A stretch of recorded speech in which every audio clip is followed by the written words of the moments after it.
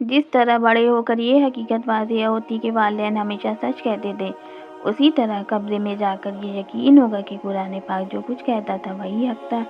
اللہ تعالیٰ ہمیں قرآن کی سمجھنے اور اس پر عمل کرنے کی توفیق عطا فرمائے۔ ایک کام کی پیروی میں کبھی کوتاہی نہ برتے ورنہ روز محشر کفِ افسوس ملنے کے سوا کچھ نہیں ملے گا۔ حضرت انس بن مالک رضی اللہ تعالیٰ عنہ سے روایت ہے، انہوں نے فرمایا، کچھ دعائیں ایسی ہیں جنہیں رسول اللہ صلی اللہ علیہ وسلم کبھی نہیں چھوڑتے تھے۔ آپ صلی اللہ علیہ وسلم فرمایا کرتے تھے، اے اللہ، میں فقر، غم، عجز، سستی، بخل، بزدلی اور لوگوں کے غلبوں سے تیری پناہ میں آتا ہوں۔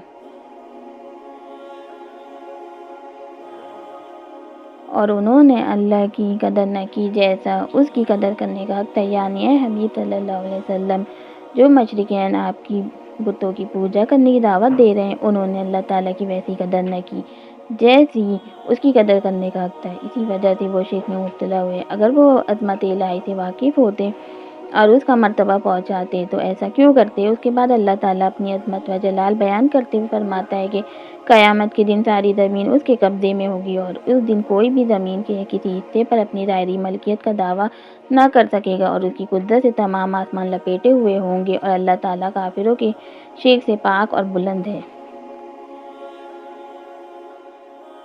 اصلاح نفس کا جذبہ۔ سیدنا معاویہ رضی اللہ تعالیٰ اپنے کام کو سنوارنے کے ساتھ ساتھ اپنی اصلاح کا جذبہ بھی رکھتے تھے۔ چنانچہ ایک مرتبہ ام المومنین سیدہ عائشہ صدیقہ رضی اللہ تعالیٰ عنہ کو مکتوب روانہ کیا کہ مجھے باتیں لکھ دے جن میں میرے لیے نصیحت ہو۔ رسول اللہ صلی اللہ علیہ وسلم نے فرمایا، ایمان کی سطح سے کوئی زائد شاخیں ہیں، ان میں سے سب سے افضل یہ کہنا ہے کہ اللہ کے سوا کوئی معبود پر حق نہیں، اور سب سے ادنیٰ راستے سے تکلیف دہ چیز کو ہٹا دینا ہے، اور حیا بھی ایمان کی ایک شاخ ہے۔ رسول اللہ صلی اللہ علیہ وسلم نے فرمایا، تم میں سے کوئی مومن نہیں ہو سکتا حتیٰ کہ میں اسے، اس کے والد، اس کی اولاد اور تمام لوگوں سے زیادہ محبوب نہ ہو جاؤں۔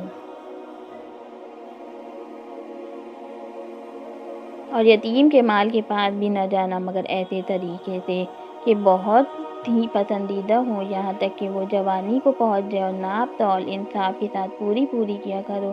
ہم کسی کو تکلیف نہیں دیتے مگر اس کی طاقت کے مطابق، اور جب کسی کی نسبت کوئی بات کہو تو انصاف سے کہو، گو وہ تمہارا رشتہ دار ہی ہو، اور خدا کے عہد کو پورا کرو۔ ان باتوں کا خدا تمہیں حکم دیتا ہے تاکہ تم نصیحت کرو۔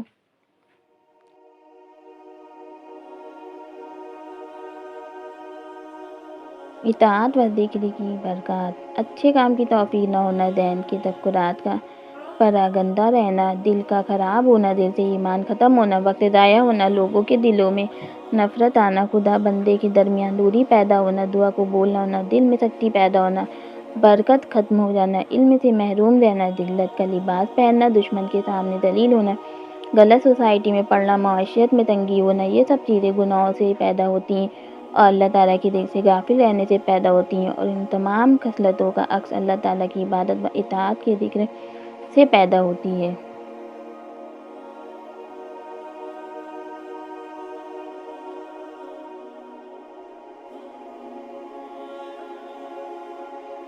آپ استغفار کر لیں، ممکن ہے اسی وقت کوئی بند دروازہ آپ کے لیے کھول دیا جائے۔ استغفر اللہ و اتوب الیہ۔